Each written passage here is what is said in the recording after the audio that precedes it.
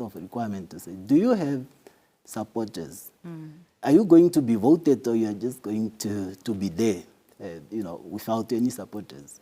And not only that, I mean, well, I cannot really tell as to why 150, because perhaps it was at that time, maybe the lawmakers were looking at the number of the registered voters per constituents. Maybe by then we were saying appropriately 150 will then make you to be able to contest, because that would be perhaps a sufficient number then.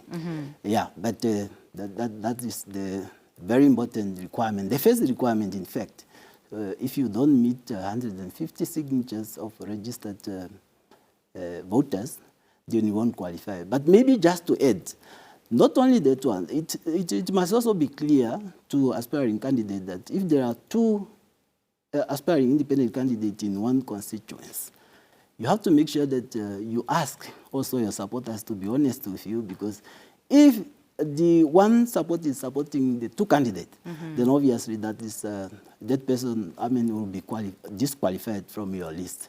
Yes.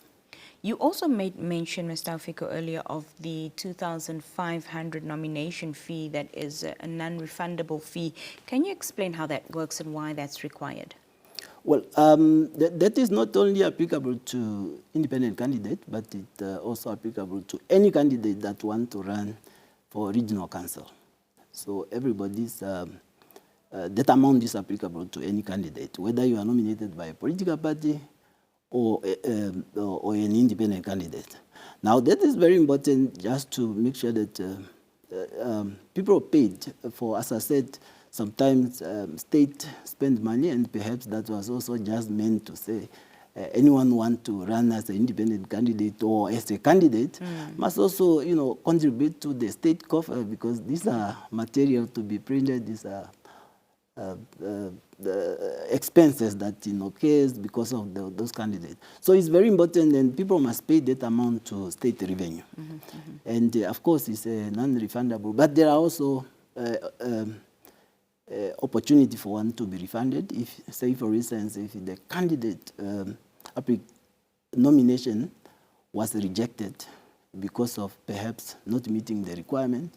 If the commission then reject your application, but of course there are also procedures how we can refund. But if you successfully submitted your nomination, right, and you participated, that money is non-refundable. Explain to us, Mr. Haufiku, how the PPCM online portal works and how it's utilized. Yeah. The political party and the candidate management is a system that we want really to, because if you look at the 121 constituencies that each person is supposed to, especially returning officers, is supposed to receive these applications, and also 59 local authorities, that's a massive paperwork. Yeah. So in order to really just to make it easier for us as the Electoral Commission, and also to make sure that we can able to filter some of these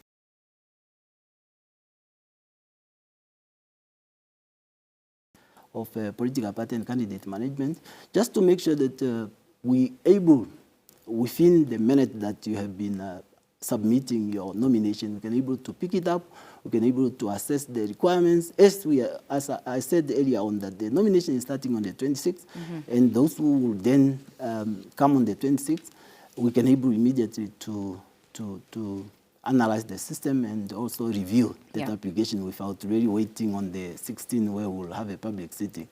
And that is just, if I'm to put it in the context of the access the system can be accessed by any public member. It's just that there are limitations. When you access the system, you're then required to register. Right. Yes. You can't just register. I mean, there is the access, but you need also, there are also protocols that for you, when you communicate to the ECN, so that we can allow you to continue with your nomination, especially the independent candidate.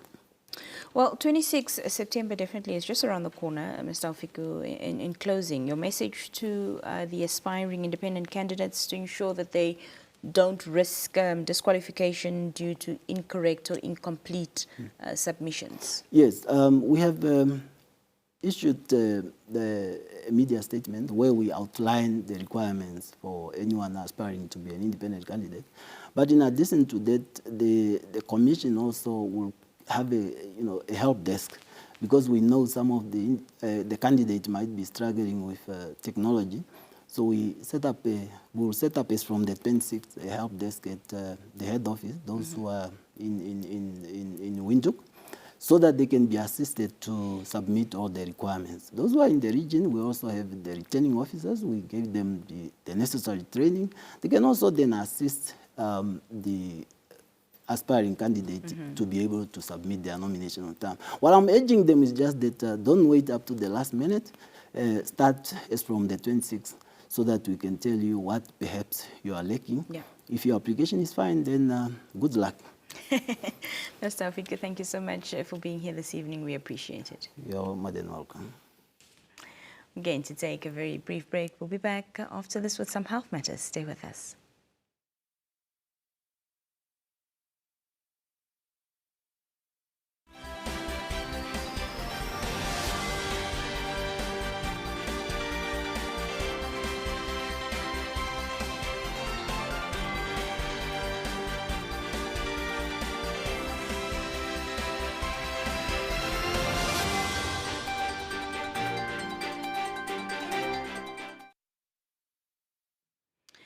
Well, moving on to health matters this evening. Did you know that cholera still kills thousands every year, and outbreaks are rising even in countries that hadn't seen it in decades?